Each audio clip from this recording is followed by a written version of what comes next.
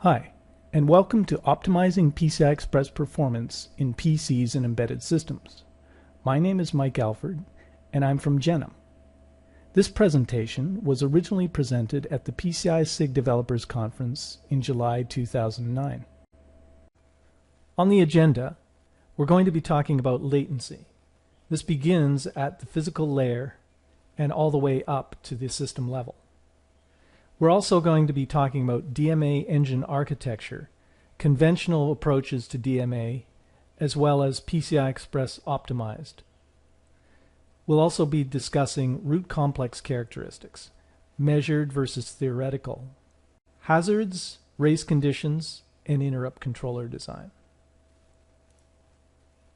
The overall objective of this presentation is to explore some of the important elements of system performance, that is, how should they work and perform versus how do they actually perform in real systems. And from this, we're going to deduce some best practices in endpoint design as applied to either FPGA or ASIC design. Latency is a many-layered problem. That is, there are many layers at which one can look at the topic of latency, starting at the system level. So this is, for example, when you click the mouse button to start a video, how long does it take for the video to start? Now that is primarily determined by the application software, as it is the choreographer of the entire sequence. Underneath that, we have driver software. And there's interaction with the hardware. You have interrupt service latency as a component of that. You then interact with the endpoint hardware device, which is going to have DMA engines. There's going to be PCI Express core. It will have its latency. There may be switches before you get to the root complex. Switches will have their latency. Root complex has memory with its specific latencies. And then when you push down into the lowest layers of the link itself, you have latencies like power management and so on. Now, as you can see, as you dig deeper into the finer grained details of the hardware, the latencies that you're talking about are less and less.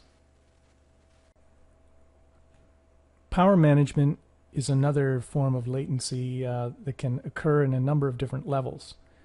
So, for example, if a system powers down and is in a low power state and has to recover, that can take hundreds of milliseconds. But at the PHY level, there's also other implications of power management.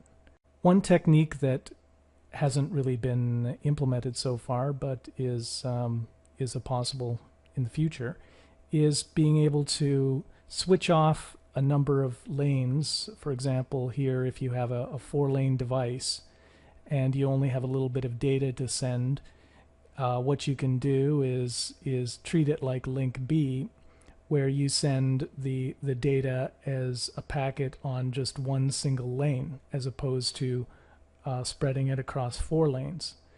So this allows you to power down 3 of the 4 lanes, send it on one, but obviously it's going to take longer to transmit that packet. So that would be a very small latency at the link level or PHY level. Another scenario for saving power with PCI Express is to group together multiple packets. So rather than sending packets spaced out like we have in link A, instead we wait and accumulate enough of them until we have a burst of packets, and then we send them in one chunk or one burst, and that way the link can have more opportunity to be in power down. So obviously for this first packet there's going to be an additional latency to receive that. So if we look at the world before PCI, RAM and I/O had a very similar relationship to the CPU. So typically in, let's say, a 386, 486 type of system, you would have a local bus that would connect together the RAM and I/O.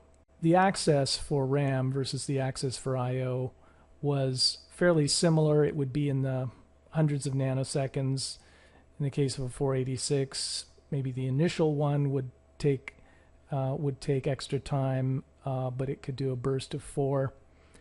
But in terms of the initial startup latency, I/O and RAM were somewhat similar. Now what's happened when PCI was introduced is that we have the North Bridge, which became a more complicated device. It provides memory control and provides an attachment path from the CPU to the DRAM. And then for I/O, we have the PCI bus. The PCI bus would then have I/O devices connected to it, and it could even have P2P bridges for I/O expansion. What that does is effectively create longer latencies. So this is where the asymmetry of memory access versus I/O access started to become more apparent. So the PCI bus allowed greater overall system bandwidth. So the aggregate bandwidth of the overall system is improved, but there is added I/O latency. Now when we move to PCI Express, what's happened in the latest generation of chips is that the DRAM tends to be connected directly to the CPU. So we've further reduced the latency to DRAM. Now at the same time, the root complex and switch hierarchy can become much deeper. And in fact, with PCI Express, you have the option of going over cable. And cable, for every 10 meters of cable, you're adding 43 nanoseconds. Not that much, but it's another cumulative effect. The other thing is that you could actually go PCI Express over optical if you disabled spread spectrum clocking, for example.